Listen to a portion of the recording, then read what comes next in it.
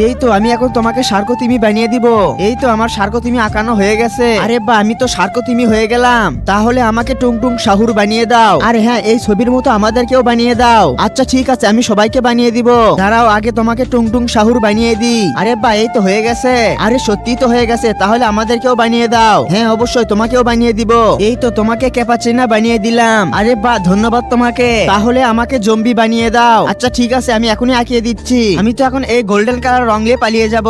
এই তো তোমাকে জম্বি আঁকিয়ে দিলাম। আরে এখান থেকে চম্পা কই গেল? আরে বা আমার একটি রং চুরি হয়ে গেছে। এখন তাহলে গুরুজিকে ডাকতে হবে। তো বন্ধুরা, এরপরে রিয়া চম্পার সাথে কি করলো এটা দেখার আগে আজকে দেখা যাবে কোন দেশের মানুষ সবচাইতে বেশি ভালো। তুমি যদি ইন্ডিয়াকে ভালোবাসো তাহলে ভিডিওতে লাইক করো, আর যদি বাংলাদেশকে ভালোবেসে থাকো তাহলে লাইক এবং সাবস্ক্রাইব দুটাই করো, আর তোমার দেশের নাম কমেন্টে জানিয়ে যাও। আরে এই রং দিয়ে তো আমি এখন সোনার চেন বানাবো। আরে বা এই তো হয়ে গেছে। আরে চম্পার বাচ্চা, তোকে তো এখন শাস্তি দিব।